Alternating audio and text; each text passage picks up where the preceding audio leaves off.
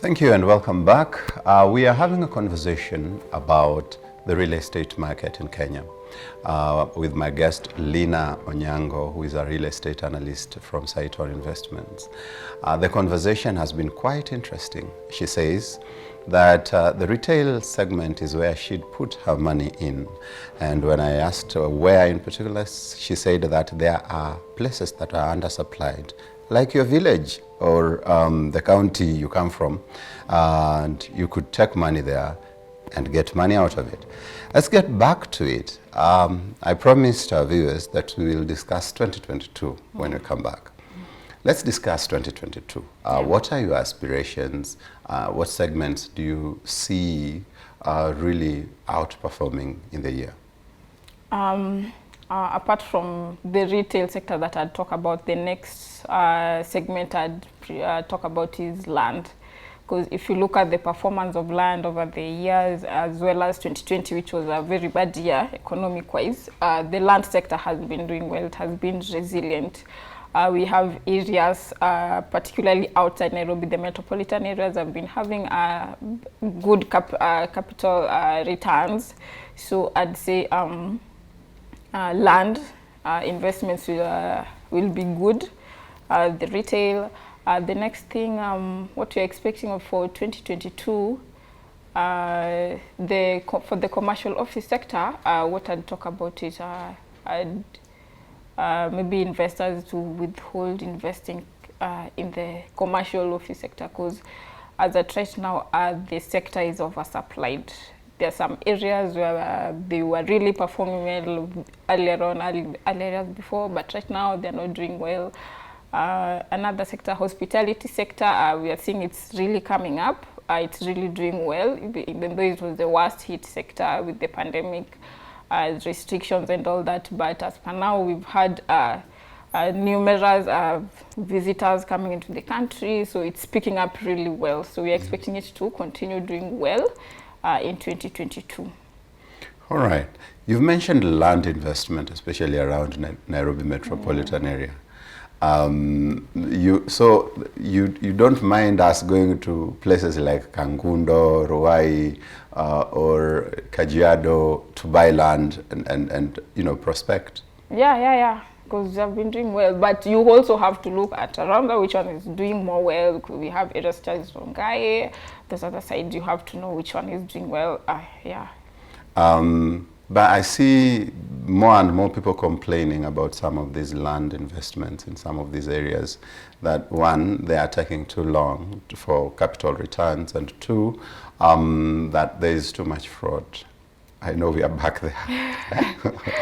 Yes, there's too much fraud. I won't negate that, but that doesn't negate the fact that it's a good business. That's why the very first thing I talked about: know what you are doing, know who you are dealing with, follow up.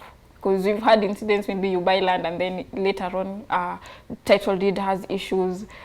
This one was not even registered, or things like that.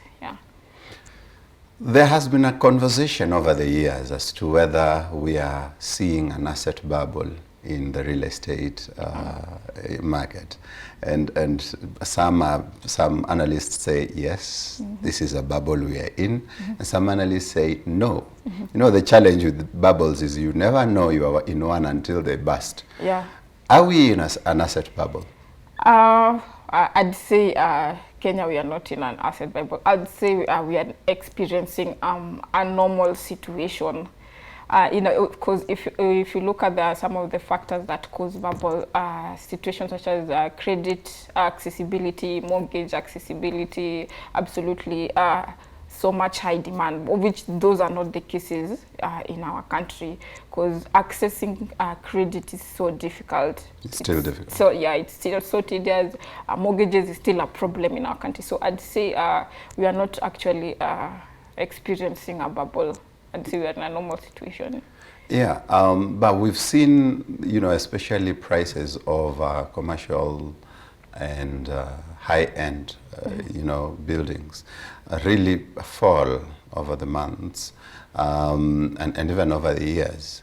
So that a normal one-bedroomed house was equivalent to a three-bedroomed house I mean, a normal one-bedroomed house in Kilimani was equivalent to a three-bedroomed house somewhere in Jamhuri. Yeah. Now the prices are almost tilting over the other side. Yeah.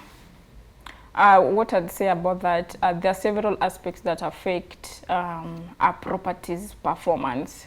Things such as amenities, infrastructure, demand, available, the income of maybe one who is supposed to be purchasing the unit. So I'd say, if you, the way you said, we have prices in Kilimani falling, I'd talk about demand, because you've had people going outside Nairobi, or when those ones within, people prefer, prefer, or how do I put it, they check on affordability of the units. And let's say with the effects of the pandemic, we've had income going down and all that. So people look at affordability and convenience and all that. Yeah. All right. Although I still think some of it is overpriced, and with good patience, maybe I will get a better deal in some of these areas, high-end areas. So I just keep being patient. I'm Vaco. Let's say you invest or buy a property right now. You want to buy it in Kilimani at let's say 60 million. Real estate, one of its characteristics is how you get your returns or returns is through capital appreciation. Most of the time, it tends to grow and grow. So it's still going to grow? Yeah, it will still grow. In principle, what you're telling me is I should not just look at the rent income or the rent cost. I should also significantly look at the capital investment and whether that capital is growing or not. Yeah, you have to look at both, because in real sense, how you get your returns are if you invest in real estate through rental income and through capital appreciation. Yeah. So you have to factor in both of them. So with the tendency of real estate, despite the challenging factors, they tend to grow and grow. So with time, maybe the price you had it right now, maybe perhaps today will not be the same price as the one you'll have next year at a time like this. If you have maybe land right now at 300,000, you bought it the next year, a lot happens in the market. Infrastructure is made, the prices go up. Amenities are introduced, prices go up. There is a general conversation that I am better off living in a rented house for the rest of my life and investing that money elsewhere as opposed to, for example, buying a home for my family for just for the sentimental value. What I'd say about that, first of all, most Kenyans in our urban areas are renters. Yeah. So the first thing that I'd say drives people to do that is an affordability. Because maybe you can say maybe you set up affordable homes, let's say at 1 million. But you find that in an ideal situation, not everyone looks at that 1 million as affordable. Someone maybe will say that is too cheap, for the other that's too expensive. So let's continue renting. No, I'm looking at, for example, let's assume that we are still talking about Kilimani. Yeah. I've decided I want to buy a townhouse in Kilimani. 25 million maybe. Yeah. I take a mortgage and I pay it over a period of 15 years maybe. By the time I finish paying it off, the mortgage has appreciated to 40 million. So I pay, at the end of the day, I'm paying around 40 million. Yeah. The value of the house has appreciated, granted, let's say 35 million.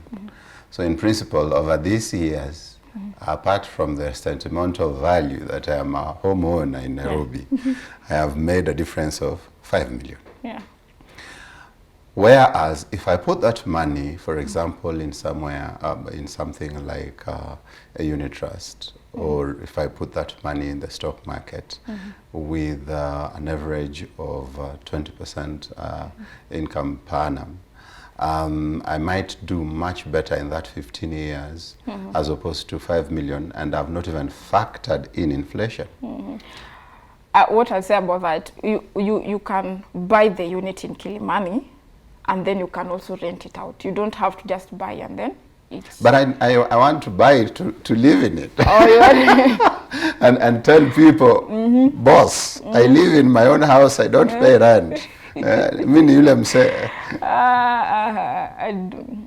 Okay, a lot can happen within the 15 years. Because you're not really sure. I'd say you're not really sure if you'll be there for all that period. Yeah. May the Lord grant me days. If given a choice, would you invest in high-end or low-end real estate products? For me, I'd check both. I'd invest in both, depending on the amount of capital I have. Because there are other driving factors that make investors go and invest in lower end areas, and there are some factors that will initiate them to invest in high end areas. So let's say, for example, I'd invest in low end areas because of, I know the uptake will be high because of affordability, and also with the growing middle income class and all that. And also another thing which will make me invest in the high end areas because of the infrastructure, the high rents, the prices, which also will make my returns high. Lina, let me cut you short. Yeah. You are an institutional investor. Yeah. And you make these decisions every day. Yeah. Of the investments you've made in the high end areas, I don't know if you've invested in the low-end market, for the low-end market, really. Have you, as an institution? Not really. Not really. Yeah. Of the investments you've made in the high-end areas, would you say that the return is quite impressive, as opposed to if, for example, you decided to target the community around Syokimau or Kitengela, or the community around Ngong, and just did products for them that were affordable?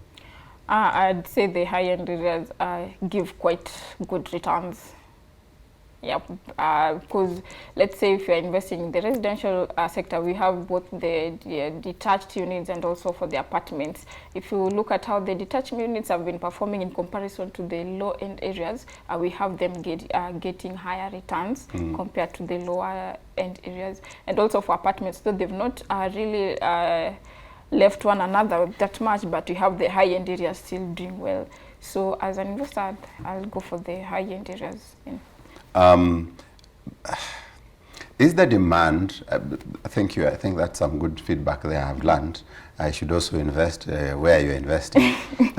You might have a competitor very soon. But is the demand for the low-end products higher than the high-end products? Yeah, the demand is, they've not really left one another, but the demand for the low-end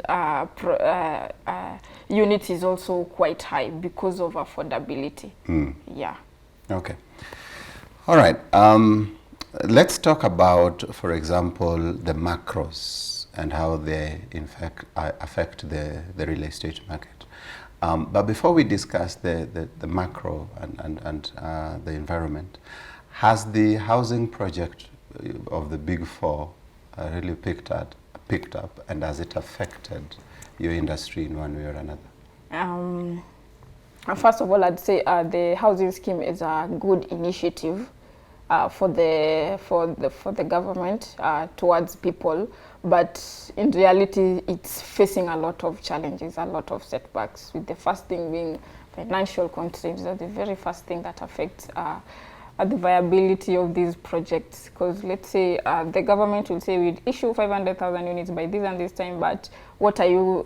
What's your plan? Like, how are you going to finance it? How are you going to bring up the units? It's good on mouth, on paper, but you have to have a status. So it hasn't picked up.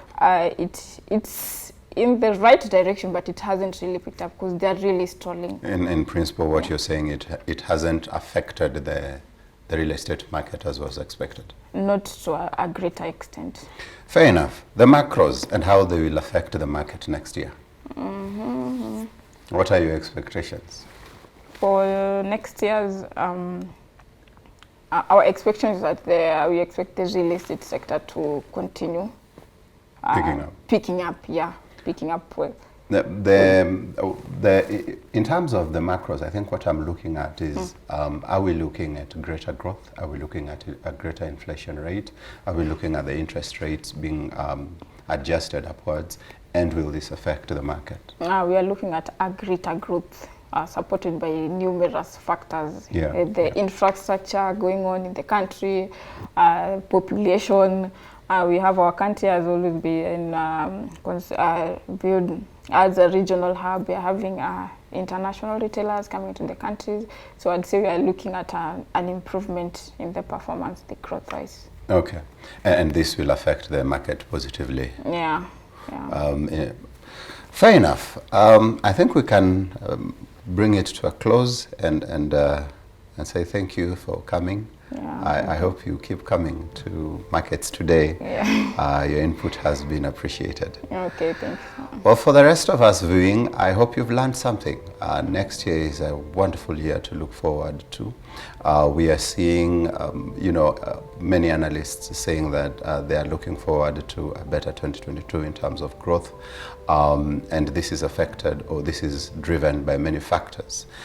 To that end, save some money, invest it aggressively next year, and let's hope that by the time we are having this conversation in December 2022 again, there will be something to smile about, especially in the real estate market. I've been your host, Odhiambo Ramogi. This is Markets Today. We wish you happy holidays wherever you are celebrating it from. Enjoy yourself, and let's see you soon. Goodbye.